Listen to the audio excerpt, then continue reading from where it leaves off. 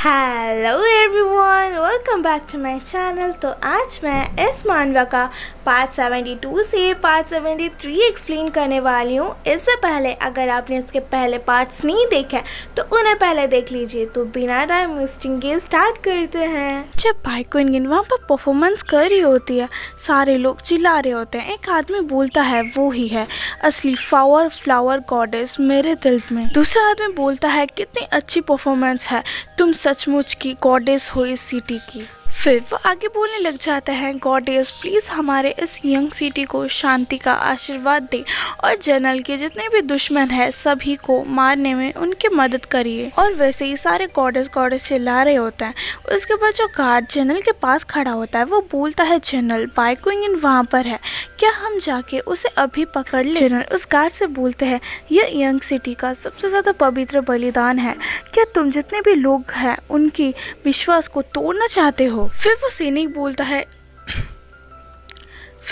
बोलता है नहीं मैं ऐसा कभी भी करने की हिम्मत नहीं करूँगा। फिर वो जो गार्ड होता है वो बोलता है, जनरल आपको मैं एक सच बात बताऊँ, मैं बाइकोइंगिन के ऊपर बिल्कुल भी गुस्सा नहीं हूँ। जब मैंने इतने सारे लोगों को उसके लिए खुश होते हुए देखा। फिर जनरल बोलते हैं, बाइकोइंगिन इस यंग सिटी की गॉडेस है और मेरी पर्सनल गार्ड भी। फिर जो जनरल होता है वो उस मार्क्स को अच्छे से देखते हैं और कुछ समय चुप होने के बाद वो बोलता है, जैसे ये सैक्रिफाइस ही ख़त्म होगा तुम्हें बाइकोइंगिन को फिर से लॉर्ड रेसिडेंट लेके आना है, मैं वहाँ पर उसे पनिश करूँगा। वो जितने भी गार्ड्स होते हैं वो बोलते हैं ठीक है जनरल।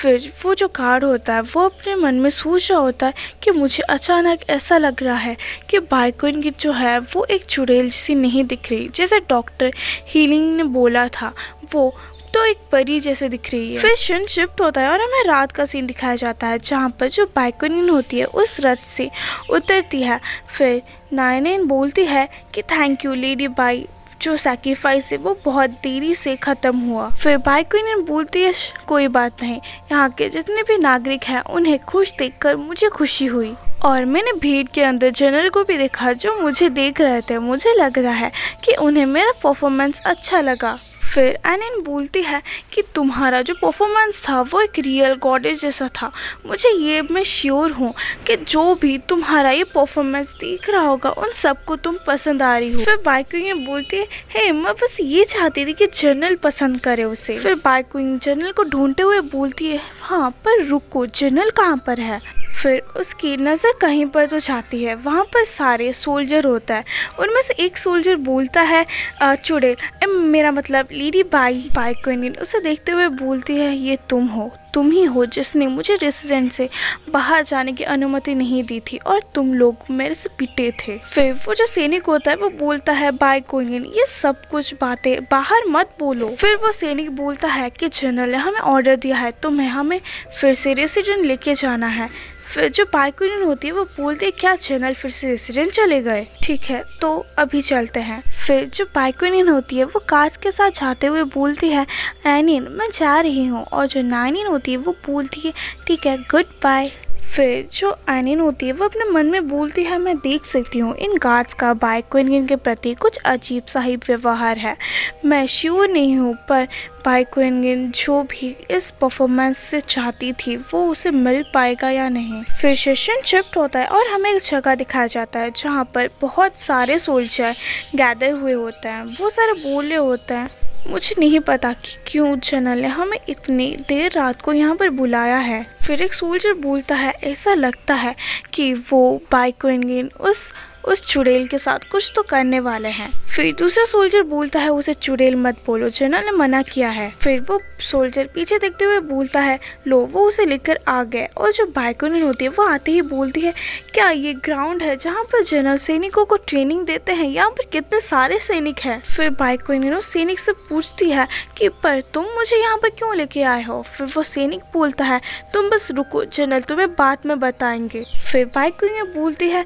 ठीक है मैं वेट करती हूँ। तो यहीं पर इसका पार्ट 72 कंप्लीट होता है। पार्ट 73 के स्टार्टिंग में वो सोल्जर बोलता है, बाइकोइंगिन मुझे माफ़ कर देना कि मैंने पहले तुम्हें चुड़ैल बुलाया था, मुझे नहीं पता था कि तुम्हारे पास जनरल के पर्सनल गार्ड होने की कला है। बाइकोइंगिन को कुछ समझ में नहीं आ रहा था, वो बोलती है क्या, और वो जो सैनिक होता है वो बोलता है अगर छोटा करके बोलूँ तो फिर मैं वो विलन नहीं हूँ जो लोगों के पीछे उनकी बुराइयां करे और उनके लिए मुश्किलें खड़ा करे। यहाँ तक कि जनरल भी मुझे बाद में पनिश करने वाले हैं, मैं मेरा रिस्पॉन्सिबिलिटी लूंगा और मैं तुम्हें ब्लेम और नहीं करूंगा। इसे सुनते हुए बाइक्विन बोलती है क्या पनिश, पर वो तुम्हें क्यों पनिश करेंगे।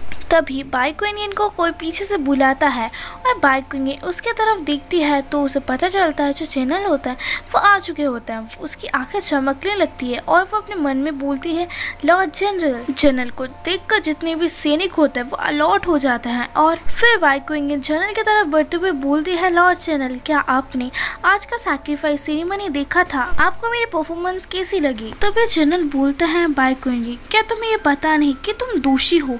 बाइक्विन रुक जाती है और बोलती है क्या दोषी। फिर बाइक्विन इधर उधर देखती है और उसे एक सोल्जर के पीछे हीलिंग खड़ी हुई दिखती है। हीलिंग बोलती है बाइक्विन क्या तुम इसके ऊपर विश्वास करती हो कि इतनी देर रात को जनरल बस तुम्हें चलने के लिए बुलाएंगे। फिर वो अपने मन में बोलने लगती है ये अच्छा होगा अगर जनरल तुझे धक्के मारकर इस मिलिट्री कैंप से निकाल दे। जनरल बोलता है बाइक्विन सदियों से इस स्टेट का एक अपना ही कानून है मिलिट्री रेगुलेशन, पर तुमने रूल को तोड़ा और जितने भी सोल्जर्स हैं उनके साथ तुमने फाइट की और बिना इजाज़त के ही इस कैंप से बाहर निकल गई।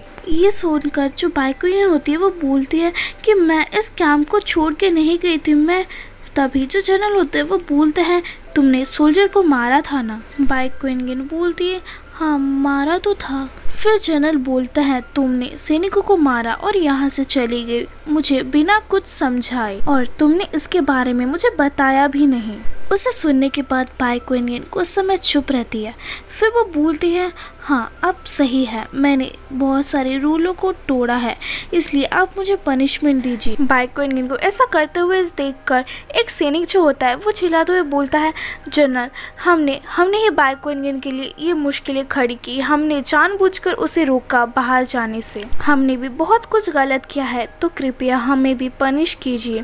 फिर जनरल बोलता है पर तुमने बाइक्विन के लिए मुश्किलें क्यों खड़ी की। फिर वो जो सोल्जर था वो जनरल को बोलता है कि ये र्यूमर फैल रहा था इस कैंप में कि जो बाइक्विन है वो वेश्यालय गई थी और उसने आपको शेड्यूस करने की भी कोशिश की थी और सारे उसे एक चुड़ैल बोल रहे थे। मुझे लगा कि वो कैंपस में जो मिलिट्रीज है उन सबको परेशान करेगी इसीलिए हमने उसके लिए मुश्किलें खड़ी की। उनकी ये बातें सुनकर जो हीलिंग होती है वो बोलती है क्या धत्तेरी की इन लूजर्स ने अभी इसी वक्त इतनी अचानक से अपनी गलतियों को क्यों मान लिया। कहीं इनके बातें सुनने के बाद जनरल बाइक्विन की सजा कम ना कर दे। फिर जनरल बोलता है क्या तुम अभी भी सोचते हो बाइक्विन एक चुड़ैल है। वो सोल्जर बोलता है नहीं हम अभी उसे एक चुड़ैल नहीं समझते।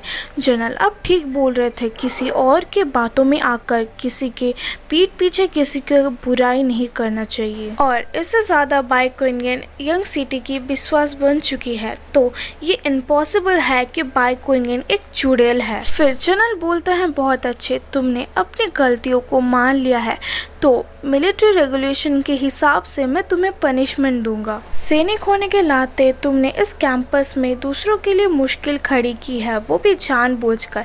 इसके लिए मैं तुम्हें 20 कोड़ों की सजा देता हूँ। और रही बाइक्विन की बात, मेरे पर्सनल बॉडीगार्ड होने के बावजूद तुमने मिलिट्री के रूल और रेगुलेशन को पालन नहीं किया और दूसरे सैनिकों के साथ लड़ाई की, उसके लिए मैं तुम्हें सजा दूंगा। पर जैसे कि तुम एक औरत हो तो इसीलिए तुम्हें 20 कोड़े नहीं बस 10 कोड़े मारे जाएंगे। क्या तुम्हें इससे कोई ऑब्जेक्शन है? ओके, तो यहाँ पर हमारा पार्ट 73 कंप्लीट होता है। नेक्स्ट पार्ट बहुत जल्दी आने वाला है, उससे पहले चैनल को सब्सक्राइब कर देना, अगर हो सके तो लाइक भी कर देना। मिलते हैं नेक्स्ट वीडियो पे, तब तक के लिए बाय बाय।